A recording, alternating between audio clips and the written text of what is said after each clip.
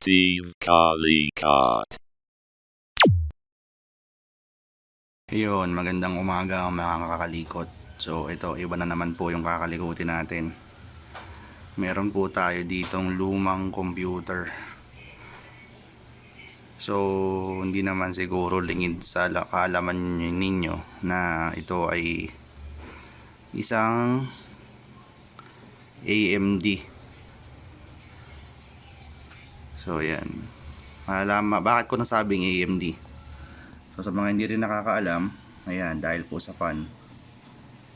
So lahat ng AMD halos ganyan po ang itsura ng fan, laging square. So ayan. From 2012 hindi na nagamit tong computer na to.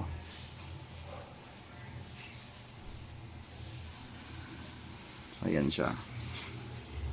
So testing natin ngayon. Sinaksa ko na siya. So ito pa lang yung unang time na bubuksan natin siya. Nasaan ba yung switch na ito? Ayun.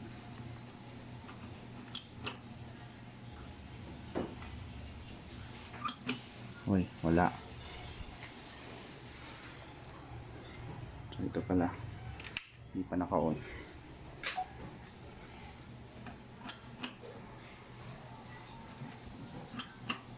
Uy, nag-on. Pero namatay.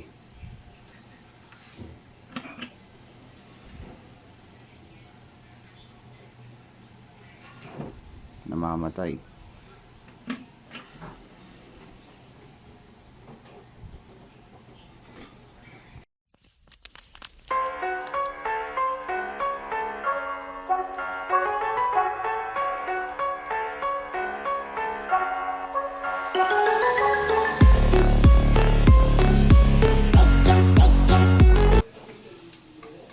So ito, since na matagal na nga siyang hindi nagagamit, so overall muna natin siyang lilinisan. Naiwan naman kasi ito na gumagana daw. So sana pagana natin.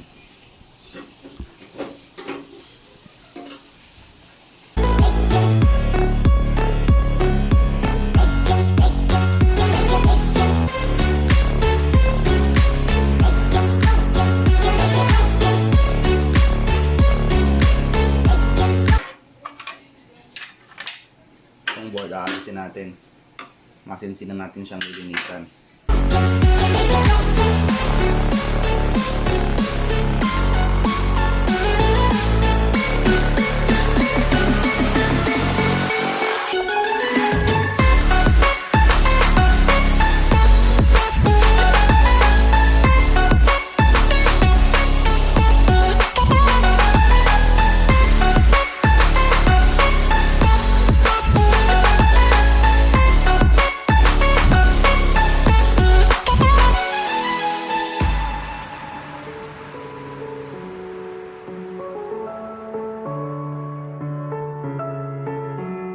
So eto, bubukaan natin to.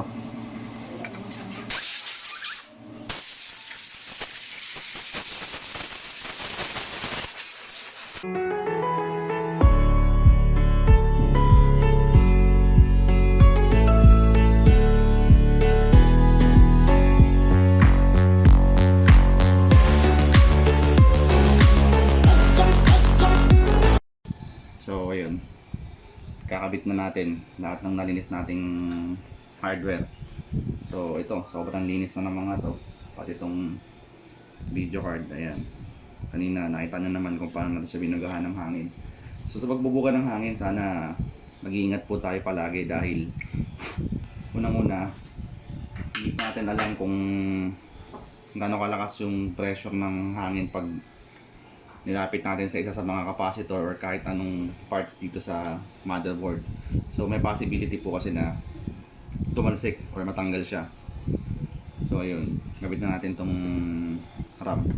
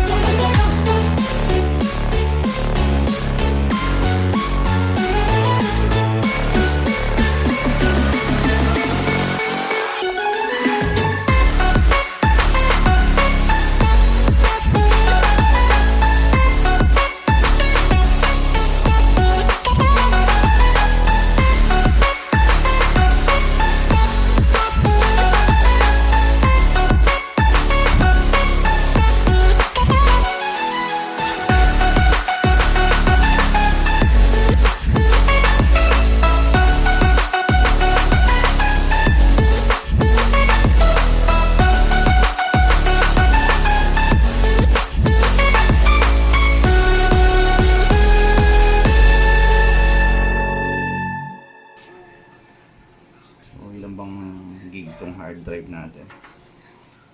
500 gig Hitachi. So ako, makakalikot. Based on experience, no, share ko lang din sa inyo. Itong Hitachi na drive na to, or hard drive, isa to sa mga pinakamadaling masira na hard drive para sa akin. So bakit? So sa dami-dami ng inassemble kong computer, ito lang yung namumukod tangin na laging bumabalik sa akin. Laging bad sector. So ayun, na-share ko lang naman din sa inyo.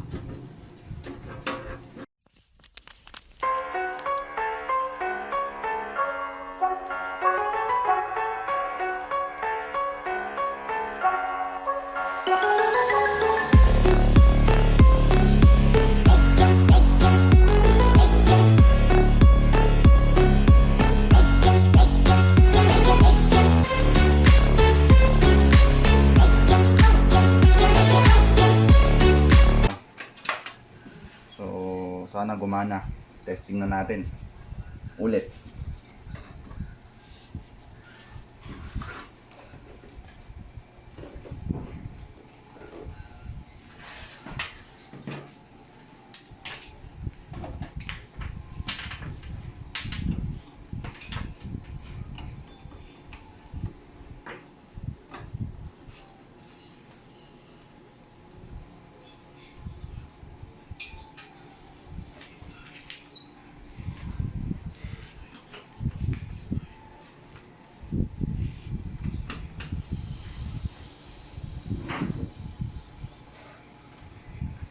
So same, namamatay pa rin. So yun, tatanggalin natin ngayon tong video card.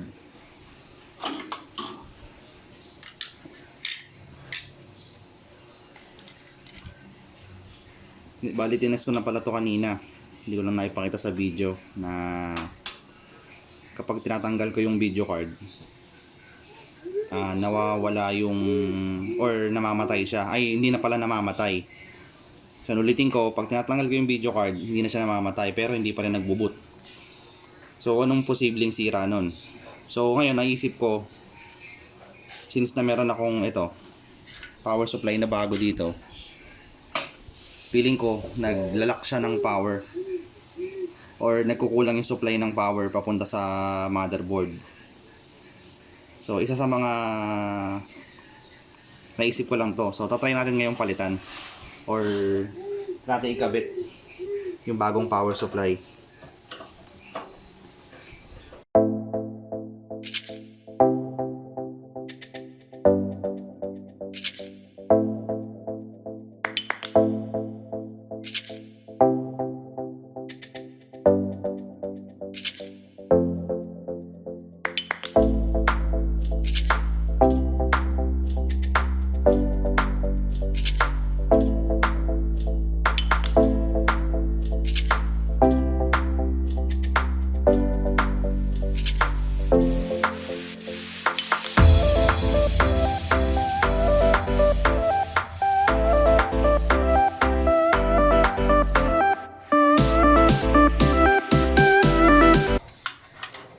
So yan, tetest natin ulit ngayon. Nakakabit na natin yung supply na bago.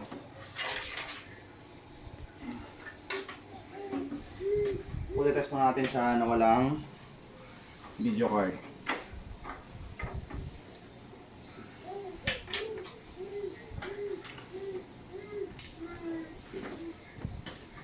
Ganoon na lang, talagang gagana to.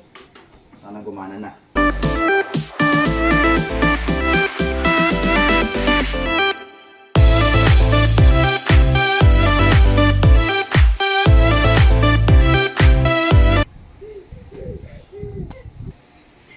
So yan, nag-boot na siya.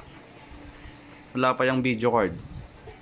So medyo pangit tong gamit nating BJ cord. So testing natin kung magbo-boot hanggang Windows.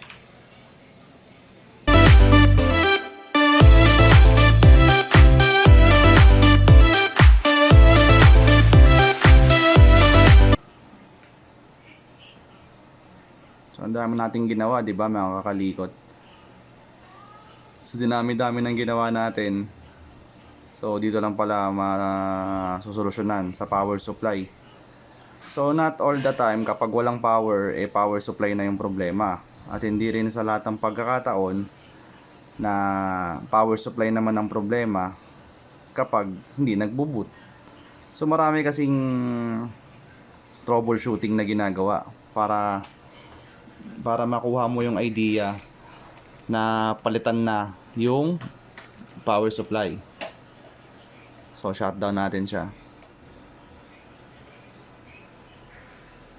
Tatry naman natin ngayon na paganahin or ikabit yung video card kasi sayang medyo maingay nga lang tong fan neto pero sayang, mukha pang maayos kabit natin.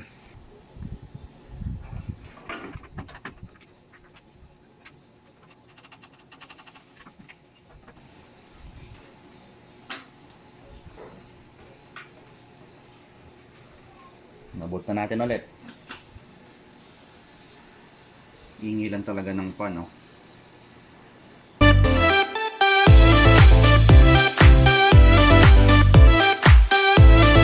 magbo-boot. Oy, nag-boot.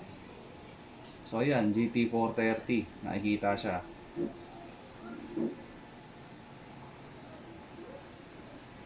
So ayan, ayos po siya. So yun, maraming salamat mga kalikot. Sana kahit papano meron tayong konting natutunan sa tutorial or video na to. So yun po, maraming salamat po. Thanks for watching. Drop a like, leave a comment, and don't forget to subscribe. For more updates, just send your comments below, click the notification bell, and don't forget to subscribe. Okay, thank you.